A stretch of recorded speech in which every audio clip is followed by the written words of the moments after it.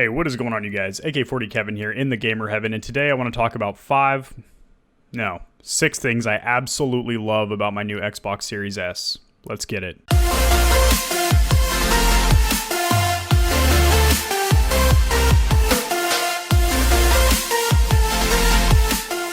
Alrighty, guys, so first of all, I want to talk about the frame rate. It is so goddamn smooth. Ooh, that's smooth. That's at least 60 frames per second, at least. I don't need a frame counter to tell me that. It's fluid. It's completely smooth.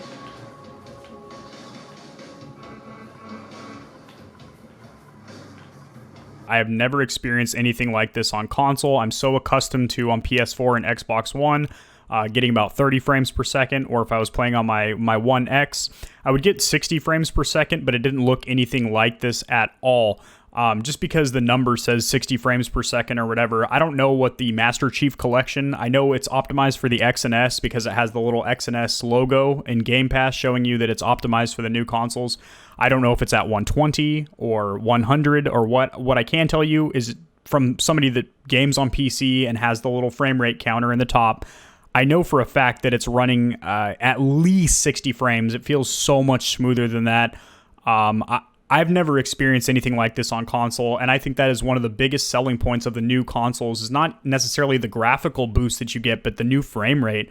Now, keep in mind, you do need a HDMI 2.1 port in the back of your TV. It should be labeled 4K 120.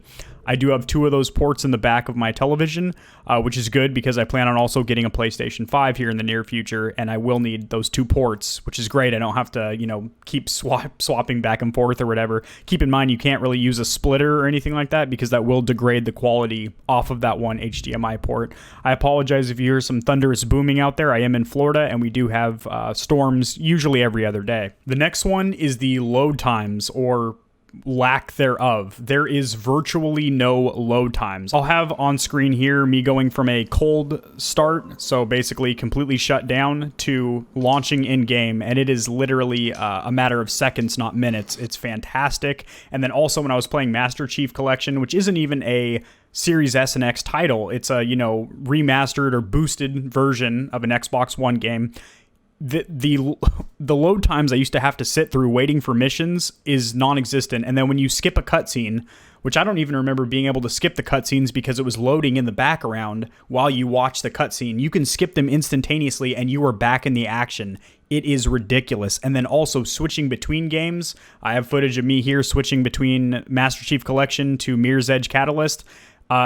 It's about 8 to 10 seconds, if that, and you're back in game, and it saves your progress. You can do this with multiple games. I think it's more than 2. I think it's like 3 or 4 games simultaneously, and even if you hard shut down the console all the way down to cold, meaning you do a hard shutdown and then turn it back on, it saved that progress on the hard drive, which is awesome. So this really shows you how quick the SSDs are in these new consoles. Even the $300 Series S, which is the budget banger of the new consoles, the closest thing to that would be the digital-only PS5 at $400. But honestly, those SSDs, in-game load times, non-existent, starting up, restarting, switching games, so fast, guys, so fast. The next one is the controller. I absolutely love the controller of the new Series X and S. They didn't go with such a advanced progressive maneuver like PlayStation did with the DualSense 5, which has, some major features like the adaptive triggers and haptic feedback motors and a built-in microphone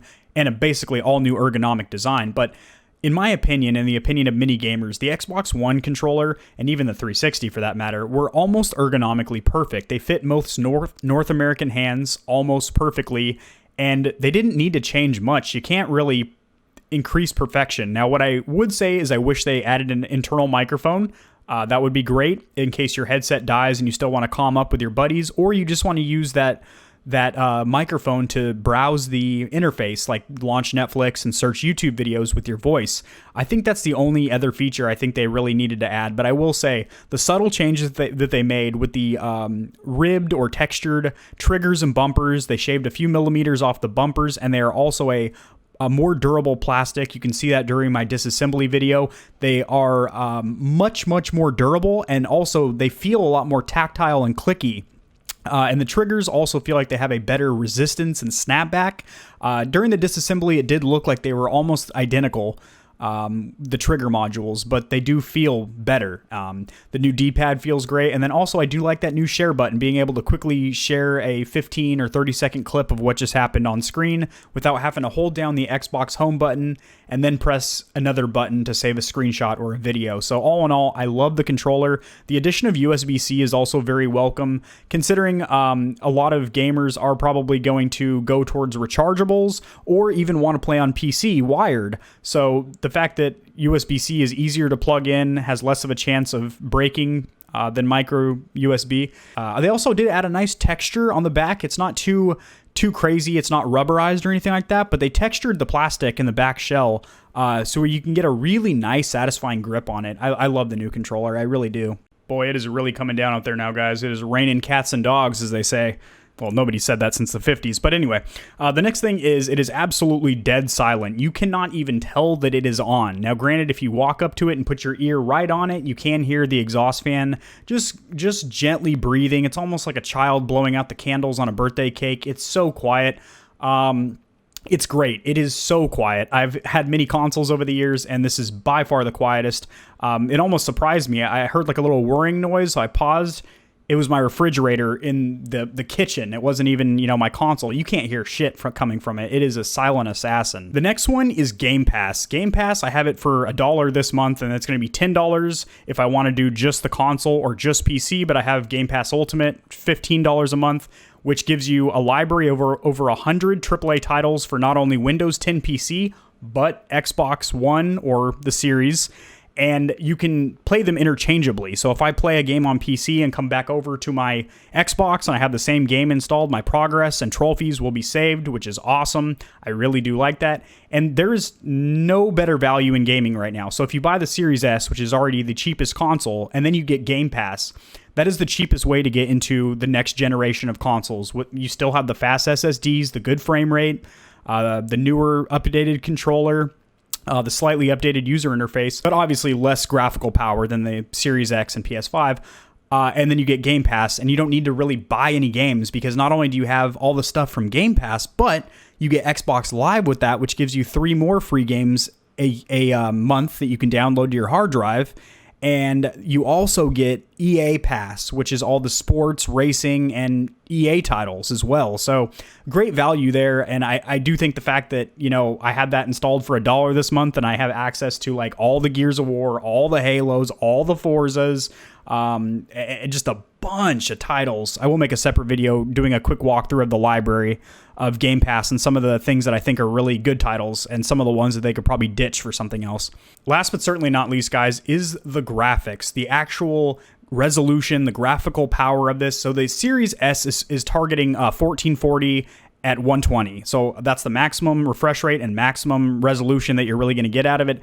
Granted, I do have it set for 4K 120 in my settings. That's mostly for browsing the menu and then also watching movies and stuff like that. In game, it doesn't have the horsepower to the processing power to render 4K 120, but it looks stellar. So I've had an Xbox One X for 2 years, and I will be making a separate video talking about how that stacks up against this because it has the One X had 6 teraflops and this has 4. So in essence, it should be prettier and more powerful.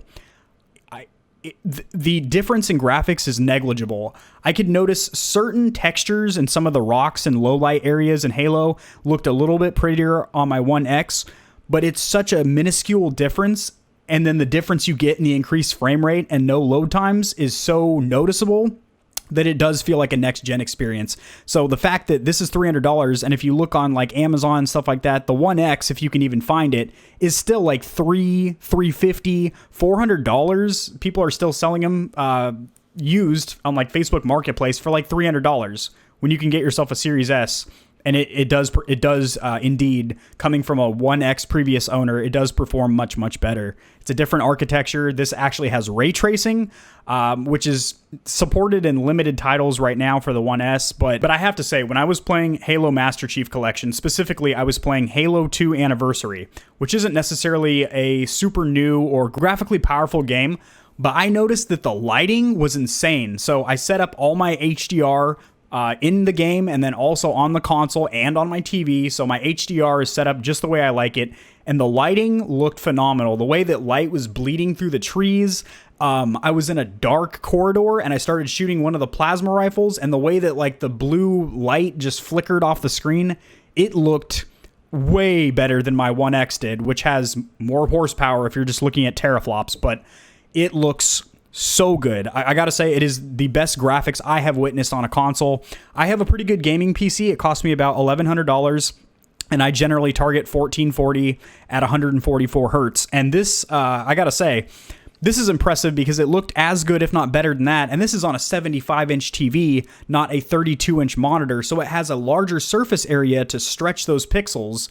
And it still looked good, which is insane. So I'm honestly blown away. The fact that this console is $300, I think it's a tremendous value. If you can't afford a new console, you wouldn't be wrong for buying a 1S. And then also, if you can afford a more expensive console, but you don't want to buy a PS5 and a Series X, or you already have a gaming PC, but you just want something for an extra bedroom or to sit in the living room and be a set-top streaming box, you would not be incorrect purchasing this. I'm super satisfied with my purchase thus far, guys. So if you have any questions, please drop them in the comment section below, and I'll try and get to you guys ASAP Rocky. If you did enjoy this video, please shove that thumb right where the sun don't shine, tallywhack that subscribe button, and give a Dutch rudder to the notification bell. I will be making a video shortly here about 5 things that I hate about the Xbox Series S.